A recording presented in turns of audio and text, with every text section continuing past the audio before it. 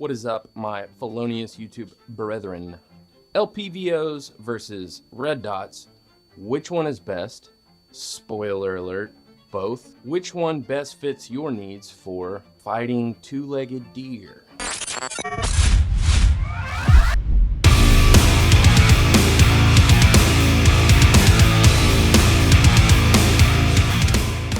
So, spoiler alert, the answer is both of them. If you want to hear the nitty-gritty details based off of my experiences and my opinion, definitely stay tuned. The best way to support the channel right now, comment, share, like, press all the buttons down below except the button that looks like that. That doesn't help out. As the channel continues to grow, we're trying to cover more and more bases of everything that you guys want to see. So definitely jump down in the comment section and start shooting out ideas for content you want me to cover. You just tell me where to sign, bud. We've done it before in the past, taking requests. I love doing it, so definitely let me know what you think. So the age-old debate is LPVOs versus red dots. Which one's better? A lot of beginner shooters, all the way up to intermediate, advanced. It is an ongoing debate. And honestly, it is the wrong question to ask, and it is the wrong argument to get in. Optics and aiming devices that you put on your rifle, those are always force multipliers. And you can only multiply based off of your situation, your environment, and the scenario that you're in. 497,000 times 0 is always 0. Anything times 0 is always 0.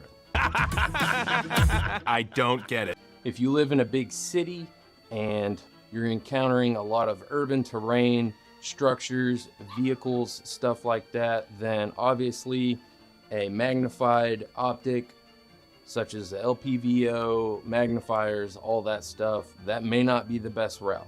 And then vice versa, if you live in the wide open plains of West Texas, areas like that, using a red dot is probably not going to be your best bet for your setup. So obviously, situation dictates on 99% of this. The word vomit and information that I feed you baby birds. Feed me, mama. Needed someone Wait, to shut your work mouth. with. Shut your mouth. Is my opinion based off of my experiences. I'm trying to put information out downloaded through my smooth brain filter to you guys to help any novice, beginner to intermediate shooters that are looking to answer some of their questions.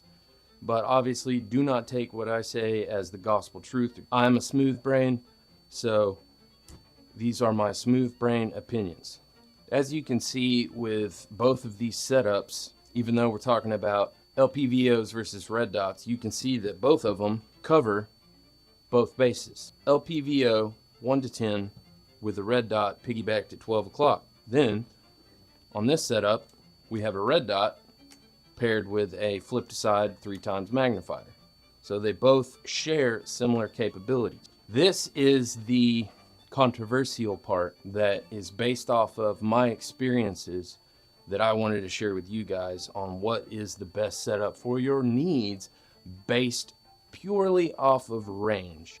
So a red dot, obviously if you reside in an urban environment such as a big city, inner city, if you are surrounded by copious amounts of structures, vehicles, stuff like that, next time you go to the store, next time you go to the gas station, pay attention to the ranges around you and the distances and line of sight. Smaller gaps, smaller ranges, more than likely the red dot is going to be what you want.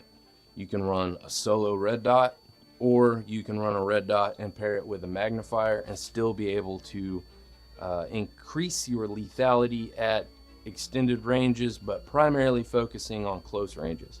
So for a red dot, the drop off that I see are close ranges such as point blank CQB all the way out to roughly 100 yards to 200 yards with just the red dot. Now, once you go from 100 to 200, that's where I would recommend slapping on a 3 or 5 times magnifier to go behind it It doesn't eat up a lot of rail space, a lot of weight, and it will increase your PID at distance. But as far as marksmanship is concerned and what these rifles typically pump out, a red dot is absolutely sufficient from point blank, in my opinion, from point blank all the way out to 200 yards. Barrel length and all those other things, those factor in, but we'll say for the purposes of this video, a 14.5 or 16-inch, your standard off-the-shelf AR, a red dot will get you squared away more than adequately from 0 to 200 yards. All right, well, now we have a gap to cover from 200 plus. We're really not going to focus on the maximum effective range of the 5.56 because now we're getting more into your barrel length and what round you're sending, but also in the imaginary world of prepared citizens and any two-legged deers that you might be involved with. You're not going to be engaging two-legged deer on a whim for no reason past, I'm going to say 500 yards. That amount of distance, based on the scenario, you have more than enough room to run away, and that should always be option numero uno, is run away. I'm not going to go trying to pick a fight just because I think that my gun can do it if I've got my family with me. So we've covered 0 to 100 absolutely flawlessly with the red dot. 100 to 200 you can do just fine with the red dot, but 100 to 200 we're going to say red dot with magnifier. Now 200 to 500 distances, now we're looking at where the LPVO thrives, whether it is a 1 to 6, a 1 to 8, or a 1 to 10. Either one of those, you can make that work. If you're running a 1 to 4, I don't know what to tell you. I won't mess with anything magnification wise unless it can crank up to at least a minimum of 10. Where the LPVO thrives obviously is going to be between the 200 and 500 yard range, with the magnification capabilities being able to zoom in. You're going to have clear PID, not only identifying what you're shooting at, but then you're also going to be able to correct shots as needed. So not everybody's Quigley Down Under where they can do cold bore shots at 700 yards on the first round. So being able to recognize and correct variations in where your rounds are going are going to be a lot easier to do with the LPVO. But as you can see with both of these setups that I have here, my 18-inch has the Gunner 1 to 10 Odin as the primary optic. On top of that, I've got a Holosun 509T piggybacked at the 12 o'clock position to, as we discussed, fill in that point blank to 200 yard gap. So you can see the similarities in how pairing your optics like this increases the lethality at different ranges and the strengths and weaknesses of both. I'm not a huge fan, even though most of these LPVOs will crank down to 1 power. I'm not a huge fan of using those as a red dot, especially first focal plane scopes. Very rarely will they get daytime bright. And so picking up your optic quick and in a hurry, if you're at 1 power, then obviously time is of the essence. You're trying to get work done quick. And I want that thing bright enough to where I don't have to hunt for the reticle. With my LPVO, my 1 to 10, I usually leave this thing at a minimum of 3 power or somewhere between 3 and 10. And then we've got the Holosun on the 12 o'clock, and that covers my 0 to 200, and then everything else after that with the LPVO.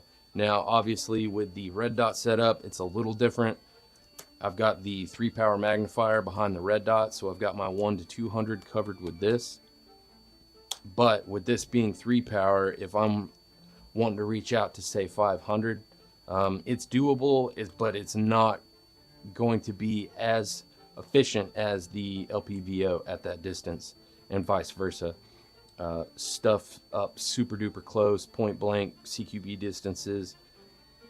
This Holosun will get it done, but it's not going to be as efficient and effective as running just a plain big ass red dot as your main optic. So guys, it's one of those discussions that's been going on for a really long time, and I'm one of those guys that I try not to put all my tools in a box, because when you put it in a box, then it can't go move over to another box. So don't get locked in to the thought process that it's one or the other, or one is better than the other. It always just depends on your needs. But in my opinion, based off of my experiences, a quantifiable distance that the average American with decent eyesight, if your ranges are mostly 0 to 200, then a red dot is more than capable in what you should be looking at. If your average distance of engagement, or what you are more likely to encounter, is anything from 200 all the way out to 500, then the LPVO is definitely what you're going to be wanting to look at. And then based off of my build here, you can see that you can cheat your way around the system and cover all distances with one optic pairing of your choosing. Guys, I appreciate you stopping by. We're going to do a lot more table talks like this, discussing just one single topic at a time, breaking down questions, requests by you guys. So I really appreciate you stopping by. As always, press all the buttons down below. Leave some hood rat comments. I love hood rat comments, stuff like that. Try not to hurt my feelings too much. But as always, guys, we'll catch you on the next one. DTW. Always push back.